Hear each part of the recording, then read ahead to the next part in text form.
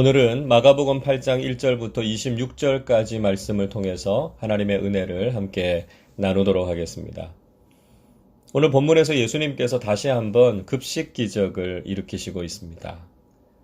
지난번에 오병이어의 기적 이후에 예수님께서 다시 사람들을 먹이시는 기적을 베푸시죠.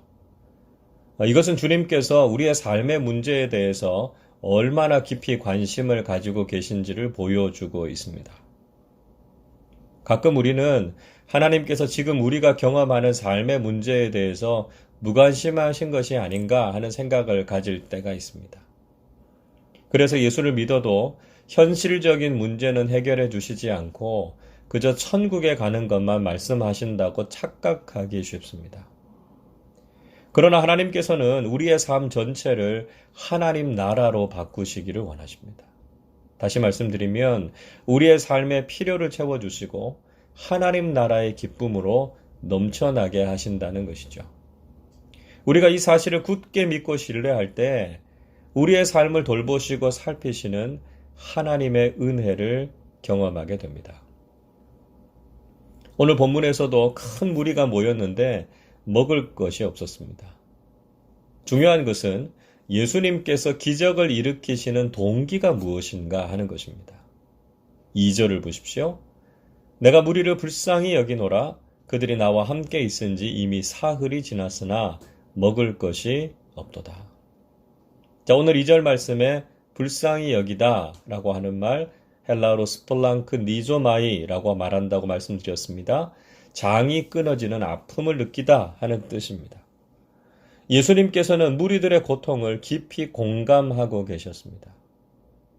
예수님께서는 당신이 얼마나 대단한 분이신지를 과시하기 위해서 기적을 행하셨던 것이 아니었습니다.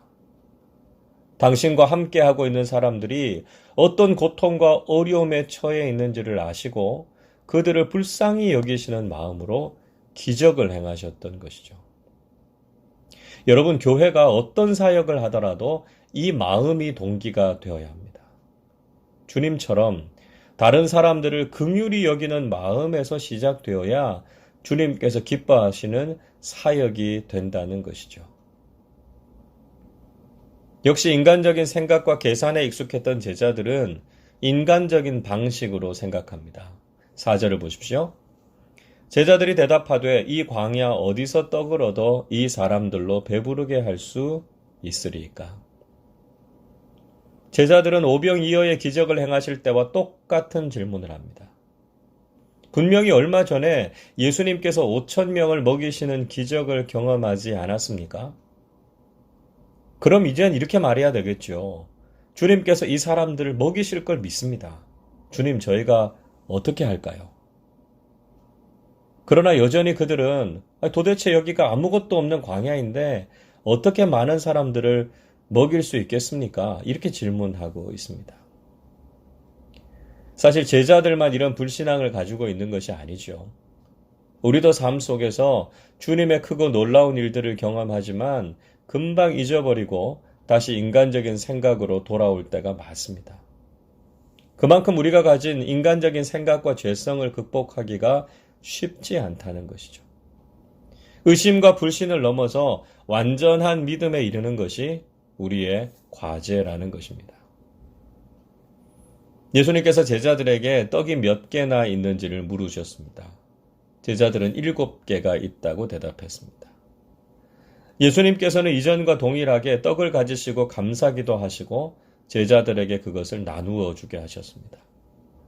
또 물고기 2마리도 있어서 역시 축복하시고 나누어 주게 하셨습니다. 결과는 어떻게 됐습니까? 자, 8절과 9절을 보십시오. 배불리 먹고 남은 조각 7광주리를 거두었으며 사람은 약 4,000명이었더라. 모든 사람이 배불리 먹고 7광주리가 남았습니다. 그리고 떡을 먹고 배부른 사람들은 모두 4,000명이었습니다. 다시 한번 주님께서 놀라운 급식 기적을 일으키셨습니다. 우리 주님께서는 우리를 먹이시고 돌보시는 하나님이시다라고 하는 것이죠.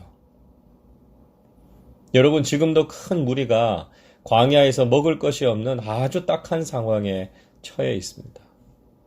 코로나19 사태가 장기화될 국면을 보이면서 생업과 사업에 치명적인 지장을 받고 계신 분들이 많이 있으십니다. 경제가 침체되고 소비가 줄어들면서 그 여파가 점점 커지고 있습니다. 주님께서는 이 어렵고 힘든 상황에 처한 우리를 불쌍히 여기십니다. 그리고 우리를 돌보시고 먹이시는 주님이 되신다는 것이죠. 분명히 주님께서 하시고자 하는 그 일을 우리 그리스도인들과 교회의 손을 통해서 이루어 가시리라고 믿습니다. 여러분, 주님께서 무리들을 불쌍히 여기셨던 그 마음을 가지시기를 바랍니다. 그리고 우리가 할 수 있는 것부터 실천하고 나누는 삶을 사시기를 바랍니다. 그래서 힘들고 어려운 상황 속에서도 모두가 배불리 먹을 수 있는 하나님 나라의 기쁨과 축복을 누리실 수 있기를 바랍니다. 계속해서 이어지는 본문에는 바리새인들이 표적의 문제로 예수님을 시험하는 장면이 나옵니다. 이 말씀은 이번 주일에 마태복음을 통해서 살펴볼 것입니다. 그때 좀 더 자세하게 말씀을 나누도록 하겠습니다. 예수님께서 바리새인들과 논쟁을 마치시고 다시 배를 타고 건너편으로 가셨습니다. 바리새인들과 논쟁하셨던 곳은 달마누다 지방, 그러니까 갈릴리 호수 서편에 있는 막달라 혹은 마가단 이렇게 불리는 지역이었습니다. 거기를 떠나셔서 다시 건너편인 벳세다로 가셨습니다. 예수님께서는 이렇게 바삐 움직이시면서 많은 사역들을 하셨습니다. 자, 그런데 제자들이 떡을 챙기는 것을 잊어버리고 말았습니다. 그래서 예수님과 제자들이 먹을 것이 충분하지 못했습니다. 그때 예수님께서 15절에서 이렇게 말씀하십니다. 예수께서 경고하여 이르시되 삼가 바리새인들의 누룩과 헤롯의 누룩을 주의하라 하시니. 예수님께서는 바리새인들의 누룩과 헤롯의 누룩을 주의하라고 하셨습니다. 자, 예수님께서 제자들에게 경고하신 내용은 무슨 의미입니까? 바리새인들의 누룩이라고 하는 것은 그들의 위선적이고 외식적인 신앙을 말하는 것이죠. 겉으로는 철저한 신앙인인 것처럼 보이지만 사실은 속임수고 연기하는 것일 뿐인 위선적인 신앙에 대해서 조심하라 이렇게 말씀하고 계십니다. 또 그들은 논쟁하기를 좋아하고 독선적이고 정죄하기를 즐겼습니다. 여러분, 우리에게 이런 모습이 없는지 우리 자신을 돌아보아야 한다는 것이죠. 신앙생활을 하면서도 다른 사람들을 비판하고 정죄하거나 자기 자신만 옳다고 고집을 부리는 모습은 바리새적인 신앙이라고 할 수 있습니다. 그리고 헤롯의 누룩이란 헤롯 당원들이 가진 세속적인 신앙을 말합니다. 마태복음에는요, 사두개인의 누룩이라고 표현이 되어 있는데 이 사두개인들이 바로 이런 현세 중심적이고 권력과 결탁한 세속적인 신앙인들이었습니다. 하나님 나라의 영원한 가치가 아니라 세상의 가치와 성공을 추구하는 불경건한 신앙에 대해서 주의하라고 하신 것이죠. 우리도 주님을 믿는다고 하면서도 하나님 나라보다는 세상의 가치를 추구하는 모습은 아닌지 우리를 돌아보아야 한다는 것입니다.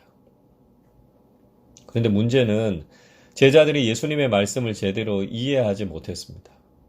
제자들은요, 떡이 없는 것 때문에 예수님께서 자신들을 꾸짖는다고 생각했습니다. 여러분, 우리가 어떤 문제에 한번 빠져 있으면 모든 이야기가 온통 그것과 관련된 것으로 들리지 않습니까? 예를 들어 보자면 우리가 옷을 새로 사면 사람들의 옷만 보이죠. 머리를 새로 하고 나면 다른 건 안 보이고요. 사람들의 헤어스타일만 보입니다. 제자들도 떡 문제에 빠져 있다 보니까 예수님께서 누룩을 말씀하실 때 그것을 떡이 없는 것 때문에 책망하신다고 오해한 것입니다. 여러분, 우리가 지금 무슨 생각에 골똘히 잠겨 있습니까? 우리가 생각하고 있는 그것이 우리 마음을 지배하고요. 결국은 우리의 삶도 그렇게 되고 맙니다. 제자들이나 세상의 사람들처럼 이 세상의 문제와 성공만을 생각하면 성경을 읽어도 신앙생활을 해도 오직 그런 관심에만 머물게 됩니다. 여러분, 주님께서는 특별히 이 사순절 기간에 우리에게 십자가와 거룩한 삶에 대해서 묵상하게 하십니다. 우리가 주님의 교훈을 배우고 깨닫게 하시기를 원하십니다. 우리가 진리와 생명의 말씀, 십자가와 부활의 복음을 우리의 마음에 두고 그것에 집중하는 경건한 신앙생활을 하실 수 있기를 바랍니다. 예수님께서는 이런 제자들을 책망하시면서 말씀하십니다. 17절, 18절 말씀 보십시오. 예수께서 아시고 이르시되 너희가 어찌 떡이 없으므로 수군거리느냐 아직도 알지 못하며 깨닫지 못하느냐 너희 마음이 둔하냐 너희가 눈이 있어도 보지 못하며 귀가 있어도 듣지 못하느냐 또 기억하지 못하느냐. 예수님께서는 지금 떡 이야기를 하는 것이 아니라고 말씀하십니다. 여전히 알지도 못하고 깨닫지도 못해서 마음이 둔해져 있다고 하십니다. 눈은 보라고 있는 것인데 도대체 무엇을 보느냐고, 귀는 들으라고 있는 것인데 도대체 무엇을 들었느냐고 물으십니다. 얼마 전에 5병2어와 7병2어의 기적을 일으키셨는데 왜 그것을 기억하지 못하느냐고 책망하십니다. 21절 보십시오. 이르시되 아직도 깨닫지 못하느냐 하시니라. 예수님께서는 아직도 깨닫지 못하는 제자들을 안타깝게 여기셨습니다. 주님의 말씀과 진리를 깨닫는 것이 이렇게 쉽지 않다는 것이죠. 여러분, 오늘 주님께서 우리의 신앙의 모습을 돌아보게 하시는 것이 느껴지십니까? 제자들이 처해 있는 상황이 오늘 우리의 모습과 비슷한 것 같습니다. 반복해서 주님의 능력과 은혜를 경험했지만 여전히 다시 인간적인 의심과 불신 속에 빠져 있지는 않습니까? 바리새인들처럼 위선적이고 독선적인 신앙에 물들어가고 있지 않습니까? 헤롯 당원이나 사두개인들처럼 하나님 나라보다는 세상의 성공과 가치를 추구하면서 살고 있지 않습니까? 오래 신앙생활을 해왔지만 여전히 마음이 둔하고 진리의 말씀을 깨닫지 못하고 있는 것은 아닙니까? 우리의 영적인 시야가 열리고 영적인 귀가 열려서 주님의 말씀을 들으실 수 있기를 바랍니다. 그래서 진리와 생명의 말씀을 깨닫고 오직 믿음으로 그 말씀에 순종하면서 살아가는 복된 믿음의 사람들이 되시기를 주님의 이름으로 축원합니다. 기도하겠습니다.